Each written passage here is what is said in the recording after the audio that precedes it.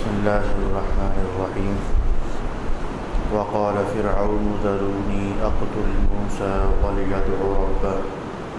إني أخاف أن يبدل دينكم أو أن يظهر في الأرض الفساد. وقال موسى إني عذت بربي وربكم من كل متكبر لا يؤمن بيوم الحساب. وقال رجل مؤمن من آل فرعون يكتم إيمانه أتقتلون رجلا أن يقول ربي الله وقد جاءكم بالبينات من ربكم وإن يك كاذبا فعليه كذبه وإن يك صادقا يصبكم بعض الذي يعدكم إن الله لا يهدي من هو مسرف كذاب. يا قوم لكم الملك اليوم ظاهرين في الأرض فمن ينصرنا من بأس الله إن جاءنا. قال فرعون ما أريكم إلا ما أرى وما أهديكم إلا سبيل الرشاد. وقال الذي آمن يا قوم إني أخاف عليكم مثل يوم الأحزاب مثل دأب قوم نوح وعاد وثمود والذين من بعدهم وما الله يريد ظلما للعباد. ويا قوم إني أخاف عليكم يوم التناد يوم تولون مدبرين ما لكم من الله من عاصم ومن يضلل الله فما له من هاد. صدق الله مولانا العظيم. الصلاة والسلام عليك يا سيدي يا رسول الله. الصلاة والسلام عليك يا سيدي يا حبيب الله. الصلاة والسلام عليك يا سيدي يا شفيع المذنبين وعلى آلك وأصحابك يا سيدي يا رحمة للعالمين.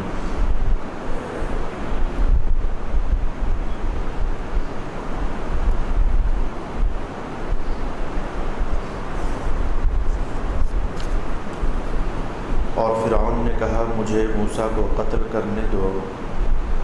اور موسیٰ کو چاہیے کہ وہ اپنے رب سے دعا کرے،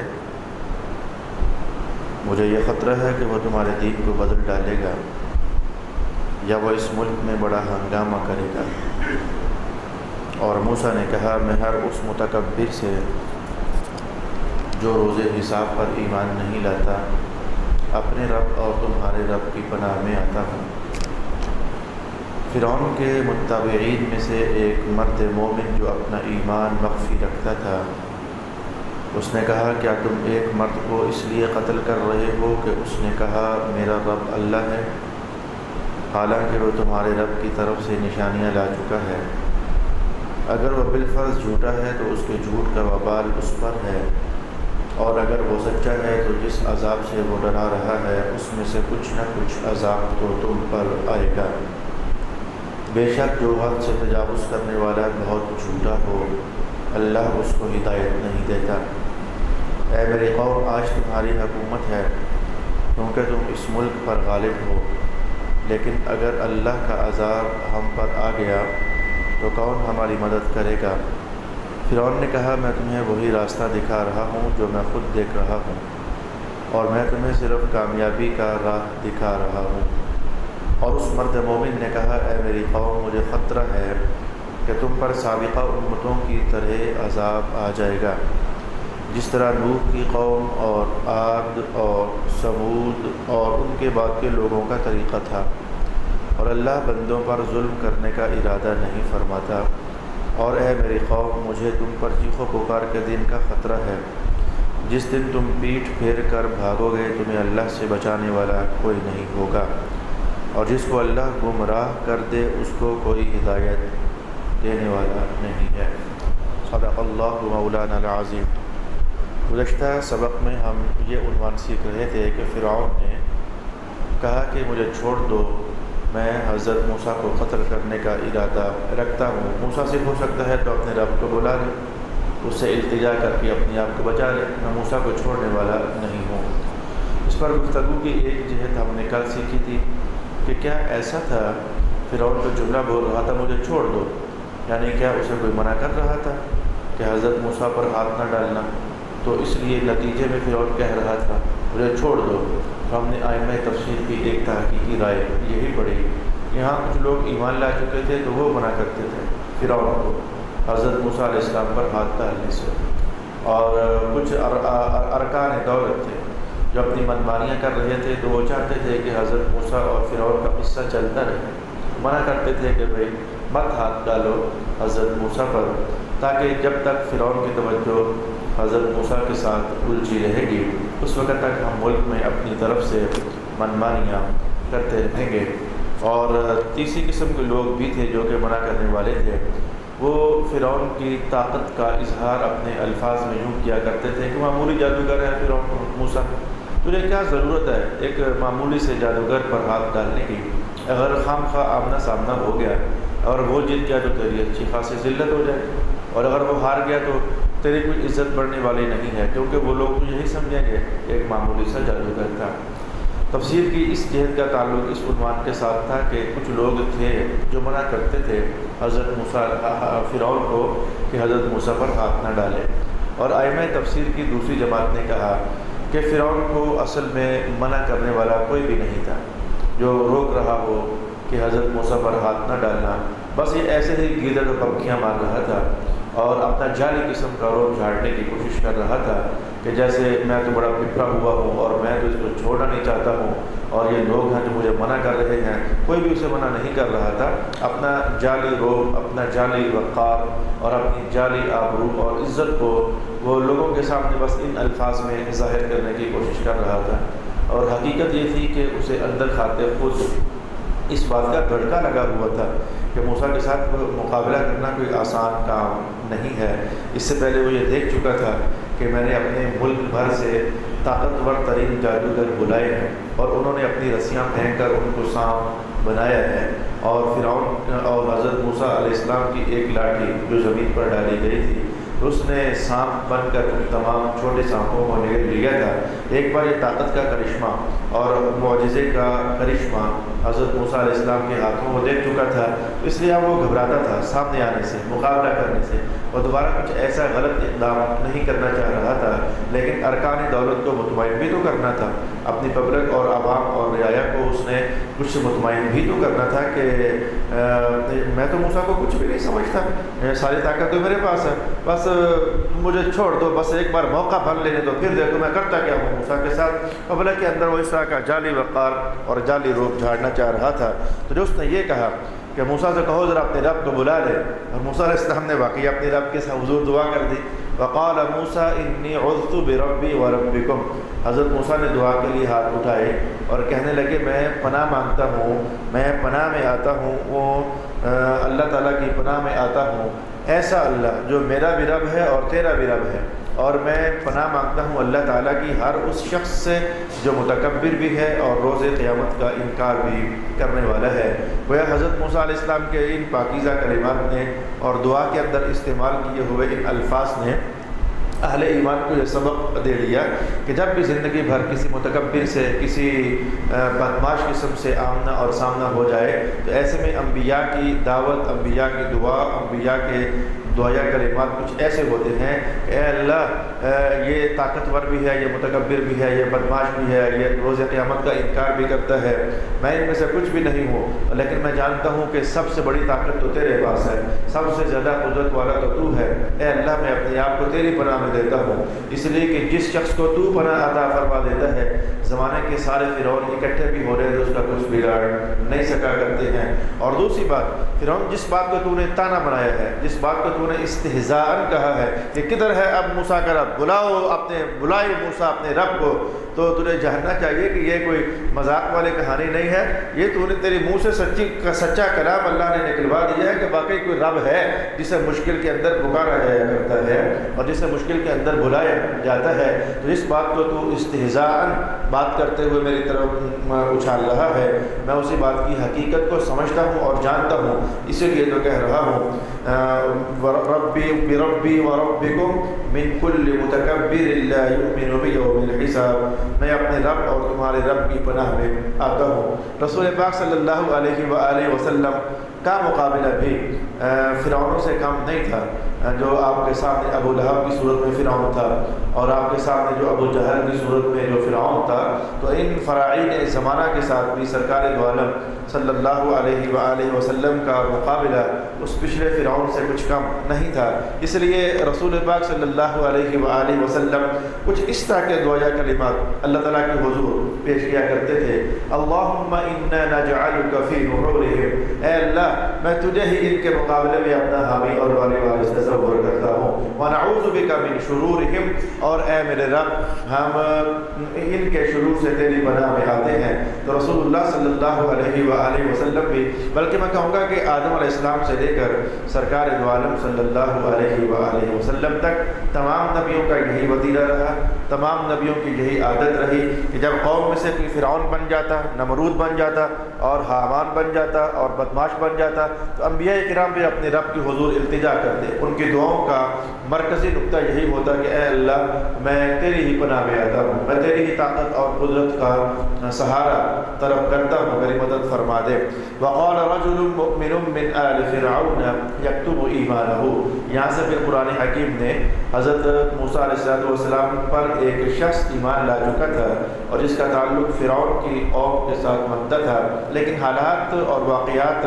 کو دیکھ کر کے وہ اپنا ایمان چھپایا کرتا تھا۔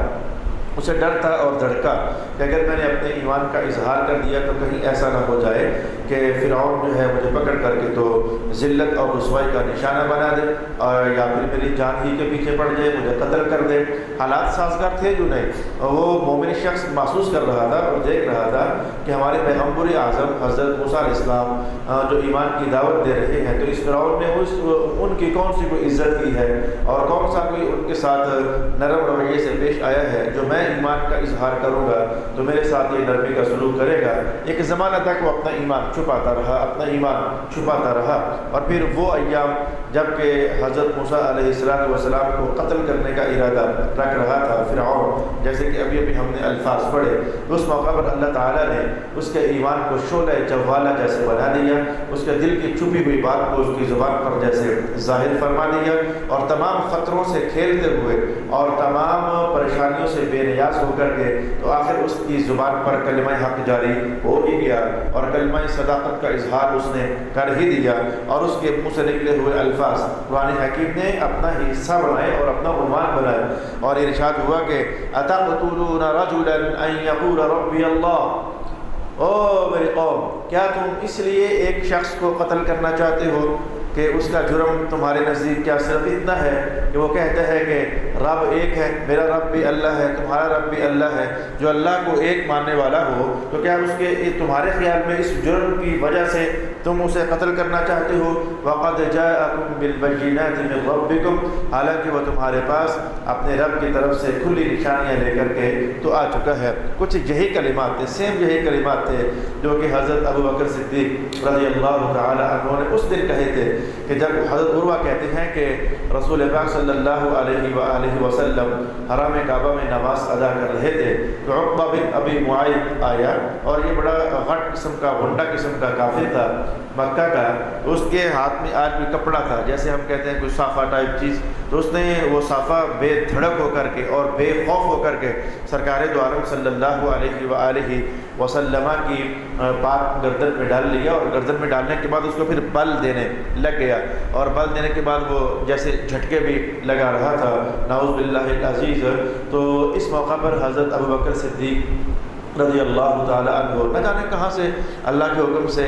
وہ ادھر سے گزرے تو دیکھا کہ عقبہ بن ابی معیط رسول پاک صلی اللہ علیہ وآلہ وسلم کی ذات اطہر کے ساتھ گستاخی اور بے باکی کر رہا ہے۔ آپ آئے، بدن آپ کا نحیف تھا، کمزور تھا، پتلا تھا، لیکن آپ نے اپنی طاقت جمع کر کے ایک زوردار دھکا دے کر کے عقبہ کو وہ پھینکا اور رسول پاک صلی اللہ علیہ وآلہ وسلم کی مبارک گردن سے وہ کپڑا ہٹایا۔ تو اس موقع پر حضرت ابو بکر نے بھی یہی کلمات تلاوت کیے تھے اور کہنے لگے اتقتلون رجلا ان یقول ربی اللہ، ان یقول ربی اللہ وقد جاءکم بالبینات من ربکم، عقبہ کو مخاطب کیا اور مخاطب کر کے کہا کیا تم اس لیے ایک ایسے شخص کو قتل کرنا چاہتے ہو کہ اس نے یہ کہا ہوا ہے کہ اللہ ہمارا رب ہے، حالانکہ وہ تمہارے پاس کلی روشن دلیلیں اور نشانیاں اور معجزات لے کر آیا ہے۔ رسول پاک صلی اللہ علیہ وآلہ وسلم نے انہی ایسے لوگوں کو خراج تحسین پیش کیا اور خراج عزت پیش کیا جو باطل کے مقابلے میں حق کی آواز کو کبھی دباتے نہیں ہیں۔ رسول پاک صلی اللہ علیہ وآلہ وسلم کے کلمات میں آپ کی خدمت میں عرض کرنا چاہوں گا۔ حضور رحمۃ عالم نے یہاں سے کلام شروع کیا، الا خبردار، یعنی وہ جو جملہ آپ نے سنا ہے وہ آدھا ہے، مکمل کلام آج میں حدیث کے الفاظ میں آپ کی خدمت میں پیش کروں گا۔ وہ جو آپ اتنا جانتے ہو کہ ظالم بادشاہ کے سامنے حق بات کہنا جہاد ہے، یہ اتنا جملہ، یہ اتنا نہیں ہے، اس سے پہلے بھی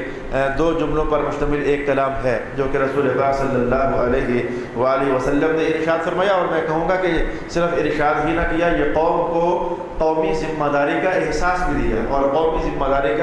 کی بیداری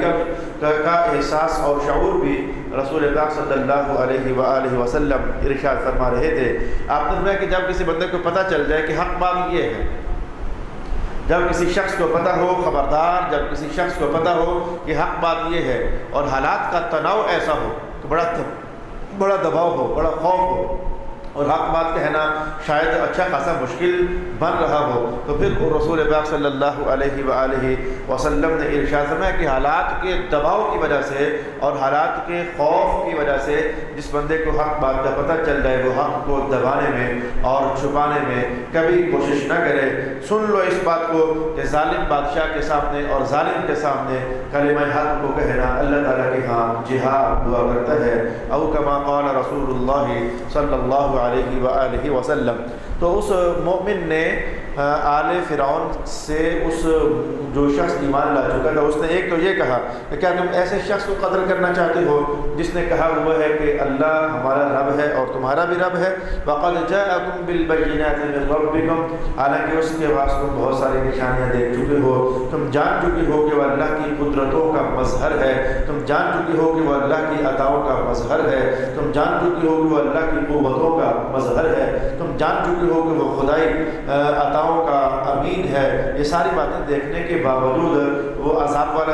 والے قصے بھی تمہارے سامنے ہے، سمندروں کے پھٹنے کے عنوانات بھی تمہارے سامنے ہے، اور ہاتھ میں پکڑے ہوئے پتھر سے بارہ پانی کے چشموں کا جاری ہو جانا، اس عنوان کو بھی تم جاننے والے ہو۔ اور وہ کس بلاغت کے ساتھ اور کس فصاحت کے ساتھ فرعون کے دربار میں کھڑا ہو کر کے تو اپنے ایمان کا اظہار کر رہا ہے۔ اور اے فرعون تو وہ دن بھی جانتا ہے جب اس کے عصا اور لاٹھی نے اور ڈنڈے نے ہمارے جادوگر کے سب سانپوں کو نگل لیا تھا، تو ایسا ہونے کے باوجود پھر تم اس کو قتل کرنے کا ارادہ کرتے ہو۔ وَإِنْ يَكُ كَاذِبًا فَعَلَيْهِ كَذِبُهُ وَإِنْ يَكُ صَادِقًا يُصِبْكُم بَعْضُ الَّذِي يَعِدُكُم، اگر وہ جھوٹا آدمی ہے تمہارے خیال میں، اگر موسیٰ جھوٹا آدمی ہے تو تمہیں پتہ ہے کہ جھوٹے آدمی کا جھوٹ کا وبال اسی پر پڑ جاتا ہے، تو تمہیں اتنی ٹینشن لینے کی ضرورت کیا ہے؟ اور اگر تم سمجھتے ہو کہ وہ سچا آدمی ہے، دو ہی تو حالتیں ہیں، یا تم اسے جھوٹا سمجھتے ہو اور یا پھر تم اسے سچا سمجھتے ہو۔ اگر تم سمجھتے ہو کہ موسیٰ جھوٹا ہے تو پھر تو خود انتقامی کارروائی کی کوشش نہ کر،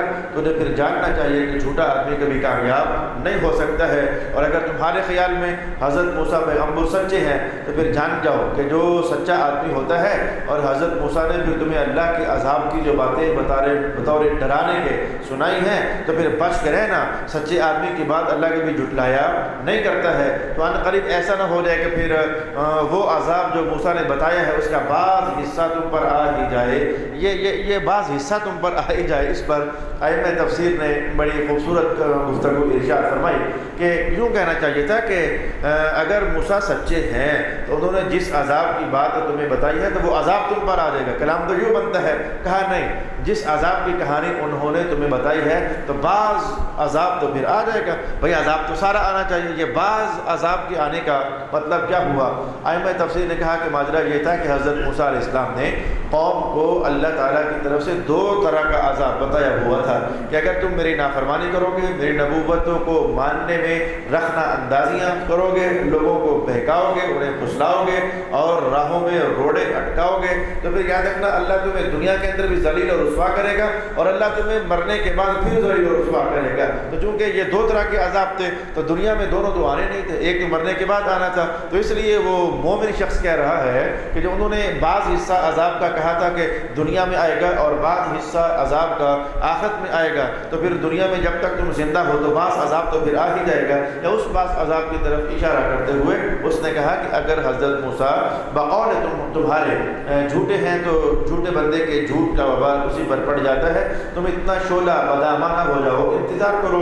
وقت کا ذرا گزرنے دو وقت کو، اور اگر تمہارے خیال میں حضرت موسیٰ سچے ہیں تو پھر یاد رکھنا چاہیے کہ انہوں نے جو بات کہی ہے وہ پوری ہو کر کے تو رہنے والی ہے۔ ان اللہ لا یہدی من هو مسرف کذاب، اور جاتے جاتے پھر چوٹ مار دی اور کہا کہ اے فرعون تو پتہ بھی ہے، تجھے پتہ بھی ہے کہ اللہ تعالیٰ جھوٹے بندے کو کبھی بھی ہدایت نہیں دیتا، راستہ نہیں دیتا، کامیابی کے لیے راہیں ہموار نہیں کرتا۔ اصل پس پردہ وہ پھر حضرت موسیٰ کی عظمت کا اقرار کر گیا اور کہا کہ جو بندہ جھوٹا ہو اللہ تو اسے کامیاب ہونے ہی نہیں دیتا ہے، اور موسیٰ علیہ السلام ایک بار نہیں 20 بار کامیاب ہو چکے ہیں، اگر وہ جھوٹے ہوتے تو ایک بار بھی کامیاب نہ ہوتے، اس لیے کہ جھوٹے بندے کی کامیابی ہوتی نہیں ہے، وہ ایک حالات اور وقت کا ایک تیز دھاوا ہوتا ہے، دھارا ہوتا ہے جو ادھر سے آیا اور ادھر گزر گیا، اور اس کے فوراً بعد لیحق الحق ویبطل الباطل، قرآن حکیم نے یہ بات کہی ہے، آج نہیں تو کل، کل نہیں تو پرسوں، پرسوں نہیں تو ترسوں ایسا ہو جانے والا ہے کہ اللہ سچ کو بھی ظاہر فرما دیا کرتا ہے اور باطل کو بھی ظاہر فرما دیا کرتا ہے۔ کبھی کوئی جھوٹی کہانی ایسی نہیں ہے جو دنیا میں چلتی رہی ہو لیکن اللہ نے اسے ظاہر نہ کیا ہو، اور کبھی بھی کوئی سچی کہانی ایسی نہیں ہے کہ جسے اللہ نے غالب نہ فرمایا ہو۔ ان اللہ لا یہدی من هو مسرف کذاب، بے شک اللہ تعالی ہدایت نہیں دیتا اس بندے کو جو حد سے تجاوز کرنے والا بہت جھوٹا ہو۔ یا قوم لکم الملک اليوم ظاہرین فی الارض فمن ینصرنا من بأس اللہ ان جاءنا، لگتا ایسے تھا کہ اس کا ایمان آج ولولہ انگیز ہو چکا ہے، اور وہ جو اتنا عرصہ میں کہا کرتا ہوں کہ جیسے اس کے ایمان کا آتش فشاں آج پھٹ پڑا، اور وہ ہر بات اپنے دل میں جو چھپی ہوئی تھی آج اس کا اظہار کر رہا ہے، اور کہنے لگا کہ آج تم غالب ہو، آج حکومت تمہارے پاس ہے، آج دولت کے نشے تمہارے پاس ہیں، اور آج طاقت تمہارے پاس ہے، آج فوج تمہارے پاس ہے، تم غالب آئے ہوئے ہو زمین میں، ہر طرف تمہارا نام اور جے پکاری جاتی ہے اے فرعون، لیکن مجھے اتنا بتا دے فَمَن يَنصُرُنَا مِن بَأْسِ اللَّهِ إِن جَاءَنَا، اگر اللہ کا عذاب آ گیا تو پھر اللہ کے عذاب سے تمہیں کون بچائے گا؟ اللہ کے عذاب جب آیا کرتا ہے تو پوری پوری بستیاں اللہ اٹھا کر کے پلٹا دیا کرتا ہے، جب اللہ کا عذاب آیا کرتا ہے تو لوگ گھروں میں لیٹتے ہیں لیکن صبح ہونے سے پہلے پہلے ان کی روح قبض ہو چکی ہوتی ہے، اور تیز چیخ ان کے جگر اور دل کو اندر سے جیسے پھاٹ دیا کرتی ہے۔ مجھے بتا دو کہ اب یہ وقتی غلبہ ہے، چند دنوں کا ہے یا چند سالوں کا، جو آج فرعون ہو رہی ہے، اگر اللہ کا عذاب آ گیا تو پھر اللہ کے عذاب سے ہمیں کون بچائے گا؟ فرعون کو کوئی بات سمجھ نہیں آ رہی تھی، ہر حق بات کے مقابلے میں وہ کیا کہتا ہے، اس کے پاس کہنے کے لیے تھا بھی کیا؟ اس نے ایک چالاکی اور عیاری کے ساتھ بڑا کھسیانہ سا جملہ بولا اور کہنے لگا ما اریکم الا ما ارا، بھائی جو بات مجھے سمجھ آئی تھی میں نے تمہیں بتا دی ہے، وما اریکم وما اہدیکم الا سبیل الرشاد، اور میں تمہیں صرف کامیابی کا راہ دکھا رہا ہوں۔ یعنی وہ دبے دبے کسیانے لہجے میں کہنے لگا کہ بھائی مجھے تو یہی سمجھ آتی تھی کہ رب میں ہی ہوں اور میرے سوا کوئی رب نہیں ہے، حالانکہ اس جملے کے اندر جو ایک کمزوری ٹپک رہی ہے اور ایک جو عاجزی سی ٹپک رہی ہے کہ بندہ عاجز ہو گیا اور وہ کچھ بھی آپ نہیں کر سک رہا ہے، جو اس بات کا اس میں اظہار ہو رہا ہے۔ اللہ تو کبھی اس طرح کا کلام کرتا ہی نہیں ہے، بس مجھے تو یہی سمجھ آئی تھی کہ رب میں ہی ہوں، اب پتہ نہیں یہ کیا ماجرا ہے، کوئی اور بھی کیا رب ہو سکتا ہے، کبھی اللہ نے ایسا کلام نہیں کیا ہے۔ تو وہ کھسیانہ سے ہو کر کہنے لگا کہ بھائی دیکھو میں جو رائے اچھی سمجھتا تھا میں نے تمہیں بتا دی، اور میں جو اتنے عرصے سے تمہارے سامنے خدا بنا بیٹھا ہوں، تو یہ ہدایت کا راستہ صرف میں یہی ہے، اس کے سوا تمہیں جاؤ ڈھونڈ کر دیکھ لو، تمہیں اس کے سوا کوئی خدا نظر نہیں آئے گا میرے سوا، اور میرے سوا تمہیں کوئی رب نظر نہیں آئے گا۔ وقال الذی آمن یا قوم انی اخاف علیکم یوم مثل یوم الاحزاب، یہ جو مار ہے نا، یہ مار یہ مار اور پٹائی یہ بڑوں کا دماغ سیدھا کر دیتی ہے۔ اسی لیے اللہ رب العالمین نے قرآن حکیم میں باقاعدہ حدود کا نظام اتارا ہے کہ اگر زنا ہو جائے تو اس کو اتنے کوڑے پڑنے چاہیے، شراب پی جائے تو اس کو اتنے کوڑے پڑنے چاہیے، اگر کوئی پاک دامن عورت کو تہمت لگا دے تو اسے اتنے کوڑے پڑنے چاہیے۔ یہ جو پٹائیوں کا نظام ہے یہ عقلوں کو ٹھکانے لگا دیا کرتا ہے۔ اسی لیے مشائخ فرماتے ہیں عرش و نتھیاں 4 کتاباں پنجواں نال ڈنڈا، یہ جو ڈنڈا ہوتا ہے یہ بڑا کمال لگتا ہے، اس کی بڑی تاثیر ہوتی ہے، اور اگر کہا جائے تو صحیح ہوگا اس کا بڑا فیض ہوتا ہے، اور یہ بڑے بڑے بگڑے جگڑوں کا نظام زندگی ٹھیک کر دیتا ہے۔ تو اب وہ مومن بندہ سمجھ گیا کہ جو میں نے یہ تڑی لگائی ہے سچی قسم کی کہ اگر اللہ کا عذاب آ گیا تو پھر کون ہے جو تجھے بچائے گا اور ہمیں پھر بچائے گا۔ اور اس کے نتیجے میں فرعون کا جملہ ٹھنڈا سا ہو جانا اور الفاظ کا ذرا دب سا جانا اور لہجے کا ذرا نرم سا ہو جانا، تو مومن کہنے لگا کہ ذرا چڑھائی اور کرنی چاہیے، اور یہ کچھ اس کی عقل لگتا ہے کہ نرم ہو رہی ہے۔ اس نے کہا وقال الذی آمن یا قوم انی اخاف علیکم، مجھے تو ڈر لگ رہا ہے کہ جیسے پہلی قوموں پر وہ دن آ ہی نہیں گیا تھا کہ جس دن پھر ان کا ستیہ ناش ہو گیا تھا اور ان کا کچھ بچا ہی نہیں تھا، تو مجھے تو ڈر لگ رہا ہے کہ جیسے اس قوم پر بھی وہ عذاب آنے والا ہے۔ مثل دأب قوم نوح، جیسے کہ نوح علیہ السلام کی قوم پر آیا تھا، جیسے کہ قوم عاد پر آیا تھا، وثمود، اور جیسے کہ قوم ثمود پر آیا تھا، والذین من قبلہم، اور جیسے کہ ان سے جو پہلے لوگ تھے ان پر آیا تھا، وما اللہ یرید ظلما للعباد، اور اللہ بندوں پر ظلم کرنے کا ارادہ نہیں فرماتا ہے۔ جملہ بول کر کے تو جیسے توبہ کی تلقین کر دی، جیسے اللہ کی طرف بڑھنے کی رغبت کو بیدار کرنے کی اس نے کوشش کر دی۔ اللہ ظلم نہیں کرتا، یعنی موقع ہے فرعون اب بھی اگر تو توبہ کر لے، ہاتھ باندھ لے اور اس رب کو رب تسلیم کر لے جس کی دعوت حضرت موسیٰ علیہ السلام دے رہے ہیں، تو اللہ ظلم نہیں کرتا، اللہ تو توبہ قبول کرنے کا ارادہ فرماتا ہے، وہ بہت جلد مان جاتا ہے۔ اللہ ہی تو ہے جو بہت جلد مان جاتا ہے۔ بندوں کے ساتھ بندہ جرم کر لے تو یقین جانے زمانوں تک اس کو منوانا مشکل ہو جاتا ہے، اور یہ رب ہے۔ صدیوں کا پاپ بندے نے کیا ہوا ہو اور سالوں کا پاپ اس نے کیا ہوا ہو، یہ صدیوں والی بات بھی مجھے پتہ ہے اور سالوں والی بات بھی پتہ ہے۔ جن جن لوگوں کی عمریں 250 سال ہوئی، 300 سال ہوئی، ان کا پاپ صدیوں کا بنتا تھا، اور زمانوں کا پاپ اگر بندے رب تسلیم ہی نہ کیا ہو زندگی بھر اور آخری لحظے میں کہیں بندہ دنیا سے جاتے جاتے کہہ ڈالے لا الہ الا اللہ محمد رسول اللہ، تو تاریخ اسلام اس بات کی شاہد عادل ہے کہ اللہ پاک نے صرف انہیں معافی نہیں کیا بلکہ انہیں اپنی بنائی ہوئی جنت بھی عطا فرمائی ہے۔ میری مراد حضرت خواجہ حسن بصری رضی اللہ تعالی عنہ کے اس تاریخی واقعے کی طرف ہے کہ جب آتش پرست کو ہزاروں بار دعوت دینے کے باوجود وہ نہ مانا پڑوسی، تو آخری لحظوں میں ہے وہ یہ خبر آپ کو ہوئی، آپ نے چلتے چلتے پھر دعوت دے دی کہ آج تو دنیا سے جا رہا ہے تو اسلام قبول کر لینا۔ تو اس نے کہا کہ اب اگر میں اسلام قبول کر بھی لیتا ہوں تو کیا شورٹی ہے کہ اللہ مجھے معاف کر دے گا، لکھ کر دیتے ہو کہ اللہ مجھے معاف کر دے گا؟ خواجہ حسن بصری نے کہا میں لکھ کر دینے کے لیے تیار ہوں، اس لیے کہ ہمیں لکھ کر دینے میں حرج نہیں ہے، یہ وعدہ خود محمد الرسول اللہ فرما کر گئے ہوئے ہیں، لکھ کر دے دیا اللہ تجھے معاف کر دے گا۔ روح کا بندے کا انتقال ہوا، جنازہ ہوا، دفنایا گیا، تو رات کو خواب میں حسن بصری نے دیکھا کہ وہی بندہ کاغذ ہاتھ میں تھمائے میں دیکھ رہا ہوں کہ جنت میں ادھر سے ادھر جا رہا ہے، ادھر سے ادھر جا رہا ہے۔ میں نے آواز مار کر کہا او بھائی کیا بنا، تیرے رب نے کیا سلوک کیا؟ کہا حسن اپنا تو کاغذ واپس لے لے جو تو نے لکھ کر دیا تھا، اس کی ضرورت ہی پیش نہیں ہے، اللہ نے ویسے ہی مجھے معاف فرما دیا ہے کہ اپنا کاغذ واپس لے لے۔ تو صدیوں کا پاپ اور زمانوں کا پاپ اللہ ایک توبہ میں قبول فرما لے اور معاف کر دے، تو یہ اس کی شان بندہ پروری ہے اور شان بے نیازی بھی ہے۔ تو اس آل فرعون کے مومن نے کہا کہ وَيَا قَوْمِ إِنِّي أَخَافُ عَلَيْكُمْ يَوْمَ التَّنَادِ، اے میری قوم میری نظر جیسے دیکھ رہی ہے کہ وہ دن آنے والا ہے، میں تمہیں دیکھ رہا ہوں کہ تم سب ادھر سے ادھر ادھر سے ادھر چیخو پکار کرتے ہوئے بھاگ رہے ہو اور تمہیں بھاگنے کا راستہ نہیں مل رہا ہے۔ يَوْمَ تُوَلُّونَ مُدْبِرِينَ، کوئی ادھر پیٹھ پھیر کر بھاگ رہا ہے، کوئی ادھر پیٹھ پھیر کر بھاگ رہا ہے۔ مَا لَكُم مِّنَ اللَّهِ مِنْ عَاصِمٍ، تمہیں اللہ سے بچانے والا کوئی نہیں ہوگا۔ وَمَن يُضْلِلِ اللَّهُ فَمَا لَهُ مِنْ هَادٍ، اور جسے اللہ گمراہ کر دے تو پھر اسے کوئی ہدایت دینے والا نہیں ہوتا۔ وَلَقَدْ جَاءَكُمْ يُوسُفُ مِنْ قَبْلُ بِالْبَيِّنَاتِ، اس سے پہلے بھی تم میں حضرت یوسف تشریف لا چکے ہیں۔ مصر کا علاقہ ہے تو مصر کے علاقے میں حضرت یوسف علیہ السلام کا زمانہ نبوت تو گزرا ہے، اور آپ کی بادشاہت اور آپ کا حکمران بن کر رہنا اور جیل کے 12 سال کاٹنا صرف ایک عورت کی تہمت محبت کی بنیاد پر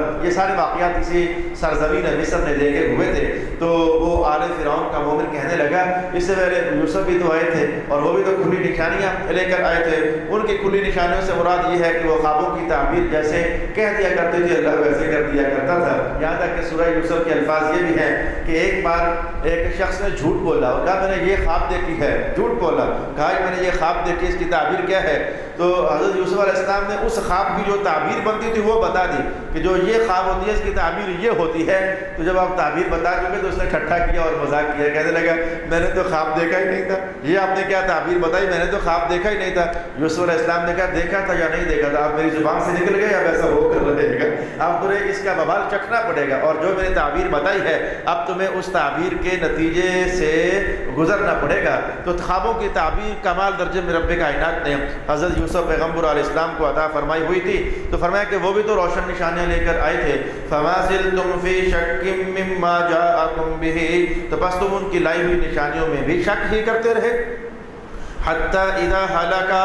جب حضرت یوسف علیہ السلام اللہ کو پیارے ہو گئے، قلتم لن یبعث اللہ من بعدہ رسولا، تو تم اس طرح کی آپس میں چے میں گویاں کرنے لگ گئے، لگتا ہے اب اللہ کوئی رسول نہیں بھیجے گا، اب کیا بنے گا، اب ہدایت کا سامان کہاں؟ جب رہے تب تک مانا نا، اور جب اللہ کے ہاں تشریف لے گئے اب تمہیں فکریں ستانے لگ گئی، اب تو لگتا ہے کہ اللہ کوئی نبی نہیں بھیجے گا تو پھر ہماری ہدایت کا سامان کون کرے گا، ہم ہدایت کس سے لیں گے، حق اور سچ کا امتیاز کس کے پاس جا کر جانا کریں گے۔ کذالک یضل اللہ من هو مسرف مرتاب، اللہ اسی طرح اس کو گمراہ کر دیتا ہے جو حد سے متجاوز ہونے والا ہوتا ہے